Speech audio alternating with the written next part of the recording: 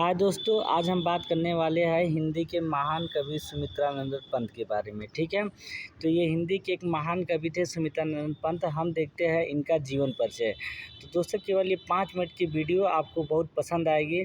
बस 5 minute video skip करके जाना मत। ठीक है दोस्तों, बहुत इम्पोर्टेंट इनका अध्याय है और इनका जीवन परिचय बहुत ज़रूरी है। तो सुमित्रानंद पंत जी का जो जन्म था, इनका जन्म जो 20 मई 1919 में अल्मोड़ा ज़िले के कौसानी नामक गांव में हुआ था। ठीक है, पहले तो जन्म हमें फोकस करना है। 20 मई 1919 अल्मोड़ा ज़िले के कौसानी नामक गांव में। ठीक है, फिर उनके पिता का नाम जो था गंगादत्त था। उनके पिता कौन थे? गंगादत्त।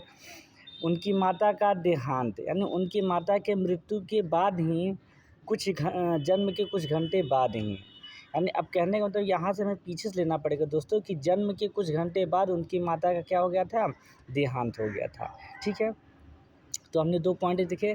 जन्म क्या हुआ इनका? सुमित्रानंद पंत जी का जन्म 20 मई 1900 ईस्वी में अल्मोड़ा ज़िले के कौसानी नामक गांव में हुआ था। इनके पिता गंगादत्त राव थे और जन्म के कुछ ही घंटे बाद इनकी माँ का देहांत हो गया। इनका बचपन का नाम क्या था? गुसाई दत्त। क्या था? गुसाई दत्त। और इन्होंने प्रारंभिक शिक्षा जो है गांव से ही स्टार्ट किया था। इन्होंने जो शुरुआती दौर की शिक्षा था गांव से ही स्टार्ट किए थे। और सन 1918 ईस्वी में क्या घटना घटी थी? इन्होंने काशी जयनारायण स्कूल में हाई स्कूल की परीक्षा दी और वहीं से जो है हाई स्कूल की परीक्षा पास की। ठीक है, और उसके बाद क्या हुआ? बाद में जो है हाई स्कूल पास करने के बाद ये प्रयागराज के क्योर सेंट्रल कॉलेज में क्या किया? दाखिला लिया, जिसे इंटर कहते हैं।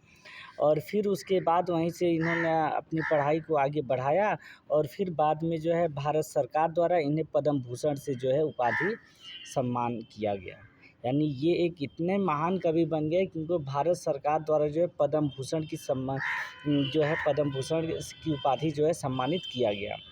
फिर क्या हुआ? उत्तर प्रदेश सरकार 1965 ईस्वी में, जिस समय जो है पाकिस्तान और चीन की लड़ाई हो रहा था, 1965 ईस्वी में जो है लोकायतन पर जो है इन्हें 10,000 रुपये का पुरस्कार मिला था। कितने का? 10,000 का पुरस्कार मिला था। फिर उसके 4 साल बाद सन 1969 ईस्वी में चिदम्बरा पर ज्ञानपीठ पुरस्कार मिला। यानी पुरस्कार के बाद पुरस्कार ही मिलते चला गया। और फिर उनका मृत्यु जो है सन 1977 ईस्वी में प्रयागराज यानी इलाहाबाद में ही क्या हो गया? इनका देहांत हो गया। तो दोस्तों, अगर आप इतना जीवन परिचय लिखते हैं तो आपको जो है एक बेहतरीन नंबर मिलता है। कुछ ही पॉइंट को आपको ध्यान में रखना है। जैसे जन्म आप याद कर लीजिए 20 मई 1919 में, और यहाँ मृत्यु याद कर लीजिए। यहाँ पे दोस्तों मृत्यु यहाँ पे 1977 ईस्वी में। और बीच के 2-4 पॉइंटें, जैसे पिता गंगादत्त थे, बचपन का नाम इनका था गुसाई दत्त, प्रारंभिक शिक्षा गांव में हुआ। उसके बाद जो है हाई स्कूल की परीक्षा काशी जयनारायण के स्कूल में हुआ था। बाद में जो है ये प्रयाग में चले गए थे। बस कुछ पॉइंट। अब देखते हैं इनका जो है रचनाएँ, इनकी कुछ रचनाएँ भी है, आइए देखते हैं। तो इनकी जो है कुछ महत्वपूर्ण क्या है? रचनाएँ हैं। देखते हैं इनकी रचनाएँ हैं, जैसे लोकायतन है, बीड़ा है, पल्लव है, गुंजन और ग्रंथि है। तो इनकी प्रमुख रचनाएँ है लोकायतन, बीड़ा, पल्लव, गुंजन। तो कुछ पॉइंट है यहाँ पे दिखाते हैं। तो पंत जी बहुमुखी के साहित्यकार थे और अपने विस्तृत साहित्य जीवन में कई विद्याओं की शिक्षा रचना की, जो निम्न प्रकार की रचनाएँ यहाँ पे दिखाया गया है। ठीक है, सबसे पहले देखते हैं लोकायतन, यानी उनकी एक रचना थी लोकायतन। तो लोकायतन के बारे में 1-2 लाइन में हेडिंग बना के लिखना पड़ेगा, जो साहित्यिक परिचय के रूप में भी आपका काम आ सकता है, नहीं तो आपका जो है रचना में भी काम करेगा।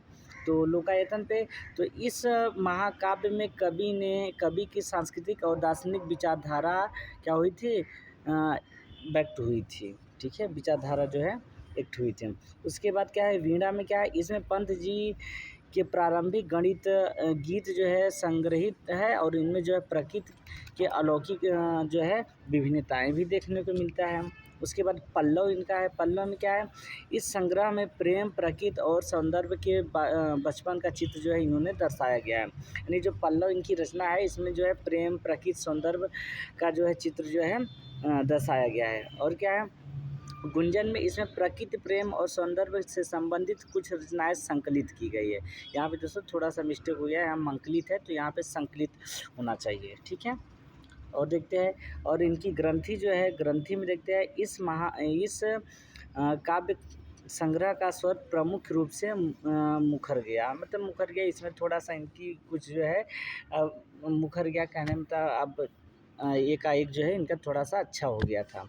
ठीक है दोस्तों, तो ये आप लोग का जो है अगर आप लोग ऐसे बना के लिखते हो तो आप लोग को ये सुमित्रा नंदन पंत के विषय में बहुत अच्छा जो पॉइंट दर्शाया गया है। अगर आप लोग को वीडियो अच्छी लगी है तो लाइक और सब्सक्राइब करना।